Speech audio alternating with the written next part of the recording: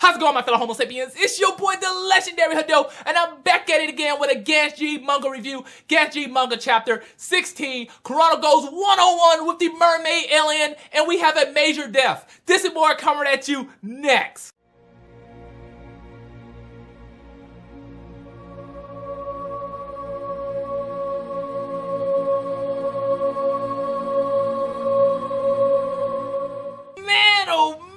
This was one hell of a chapter. So we open up in this chapter with a flashback from Abiko showing him and Fujimoto fighting off against other aliens in the past, and I was like, really, that's pretty interesting. You can see some of their skill.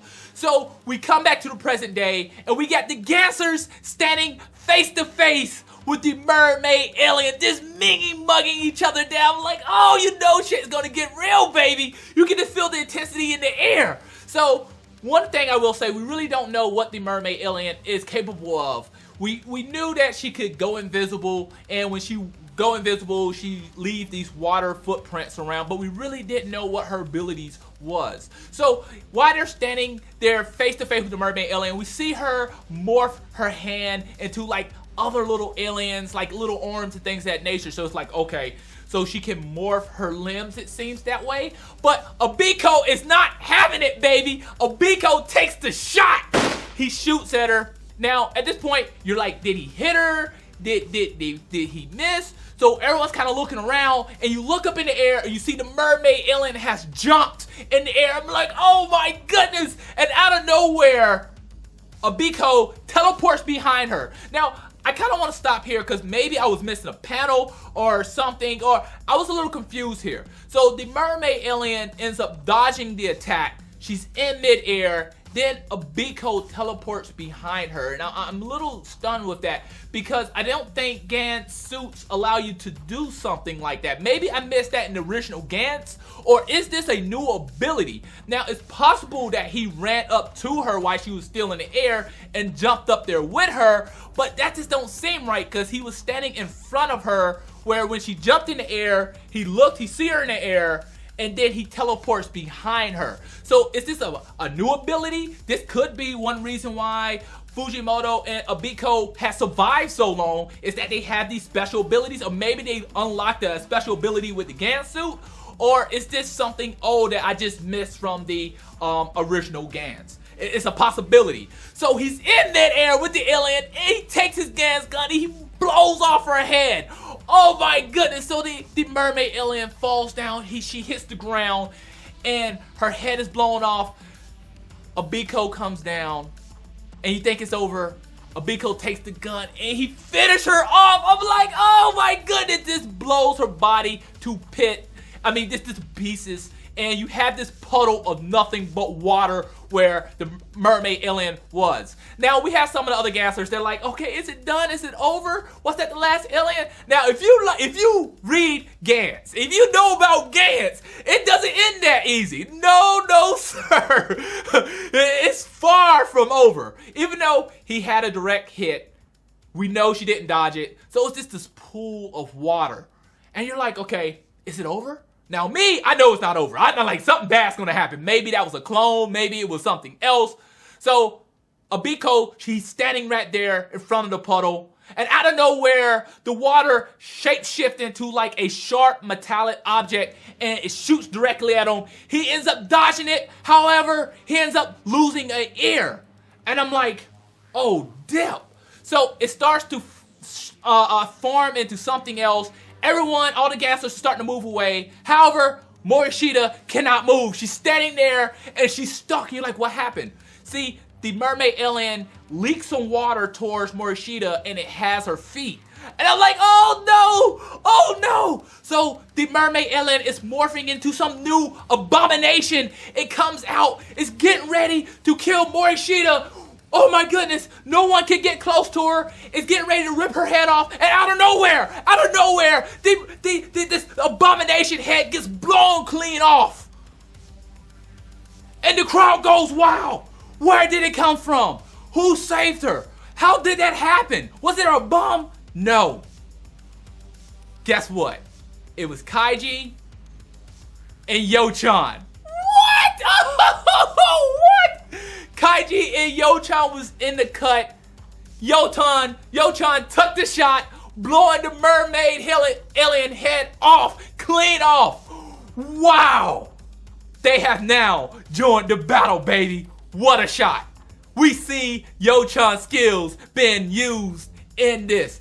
Oh my goodness. I was like, wow. And they look so badass. And the mermaid alien just falls back down in the pool of water. So what we have here is that it seems that the mermaid alien can't be killed with normal means. So usually in Gantz, you can just basically shoot an alien and blow it up and almost kill it sometimes. A lot of times, a lot of aliens do die, but some in other instances, some aliens do survive a direct attack. Some aliens can't be killed with this regular Gantz guns. And what it seems with the mermaid alien, with her ability, it seems that she can't be killed. Because it seems like with the Gantz guns right now, because it seems like every time they blow her body up, she turns back into water and she's able to form back into something else. And this is very, very dangerous. This is very, very going to be very difficult to defeat her if every time they shoot her, she just turns back into water. So we get another scene where we have the bystanders, and we have the bystander, the woman and the little girl. And the woman seems to be pregnant and she's in labor. And I'm like, no, this is just going to be a big headache.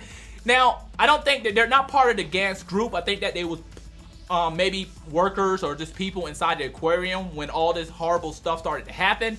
So you have this woman that's pregnant. I'm like, oh man, this let her die. We really don't need that right now. So at this point moment, we go back to the mermaid alien. It's back into its pool of water it had turned itself into. And at this point moment, it starts to shape shift. It starts to condense this water. It's swinging it all over the place. I mean, it's going really, really fast. And it's just shredding people all over. I mean, it's just going so fast. We see people like Morishita. Morishita got her hand cut off. It's like, oh my goodness. We see Yo-chan. She's laying there. Her feet get cut off. I'm like, no! We see Kaiji. She gets cut on her shoulder. And we got Abiko. He runs in, he grabs Corona, he's running with her, and then he falls over. And Corona falls, she tumbles, and everyone looks around. And they got this look on her face, like, this straight fear. It's like, what is it? Did the mermaid alien involve or come up with another abomination? And what they were staring at was Abiko. He was sliced in half. Oh my goodness. Oh my goodness. Abiko have now died. A moment of silence, please.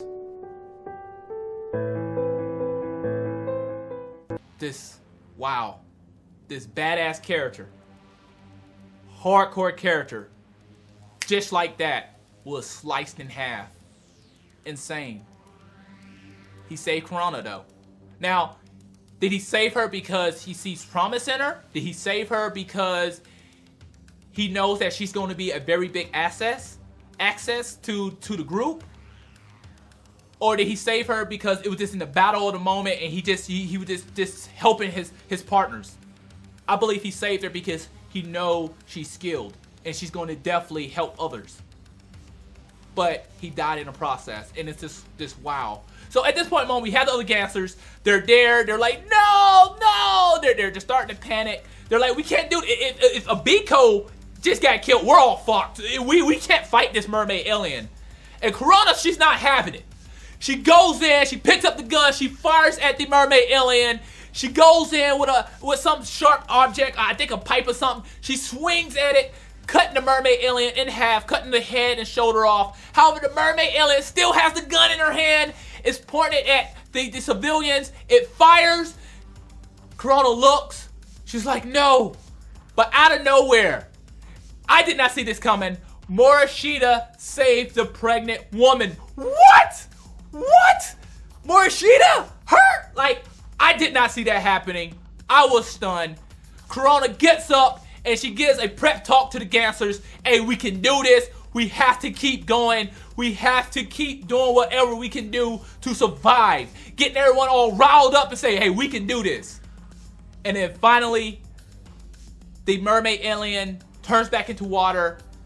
And you think like she's running off, but she doesn't. She ends up leaking that water and start to corrupt and take over Abiko's body. and it goes off right there. And I'm like, oh my God, what? What? Oh my goodness. It's taking over the veteran Gantzer body.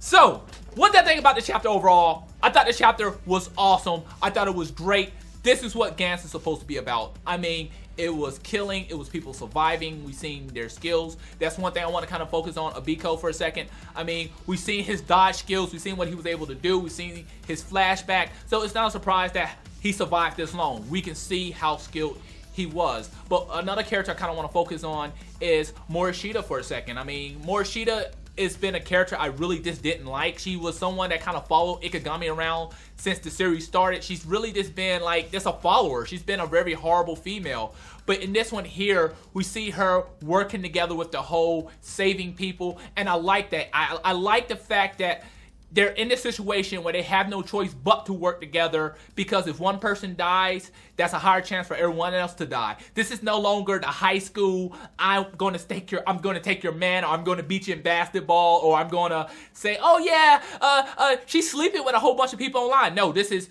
real life. This is life and death. We have no choice but to work together, and I really do like that. And I like that character development of Morishita, because it shows that she is being a valuable asset to the group. We got to see Yo-chan using her skills to save others.